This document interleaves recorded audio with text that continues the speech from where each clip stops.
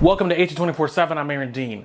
Former President Donald Trump says that he will not testify Monday in his civil fraud trial in New York City. Trump was expected to testify in his own defense after prosecutors questioned him last month. But the former president posted a message on his Truth Social account that he will not testify. Trump then went on to attack the Attorney General's case and the judge overseeing the trial. New York's AG is seeking $250 million in damages and wants to bar Trump from doing business in the state.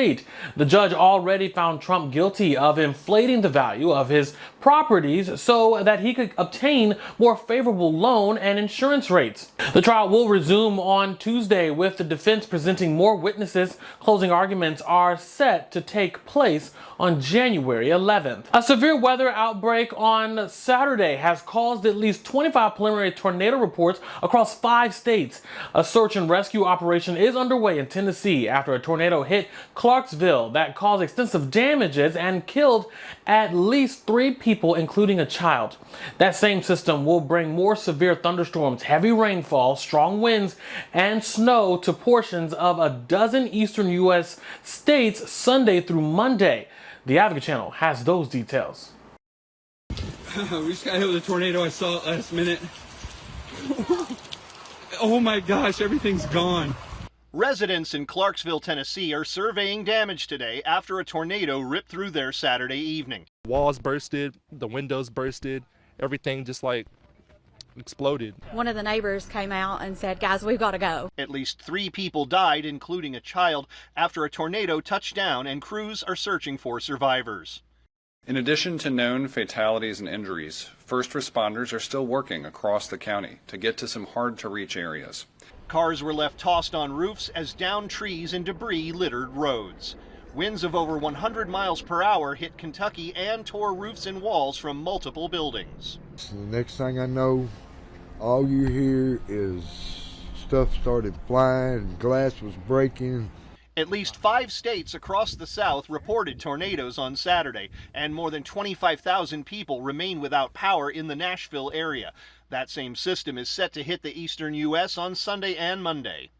This is what the threat looks like. You see this yellow here for the eastern Carolinas, Wilmington down to Charleston, and then this other pocket on the Florida Panhandle. That's where a few more tornadoes are likely as we go through the day today. Meanwhile, rain will change over to wet snow for portions of the interior Northeast on Sunday night and continue through Monday. I'm Rick Damigella reporting.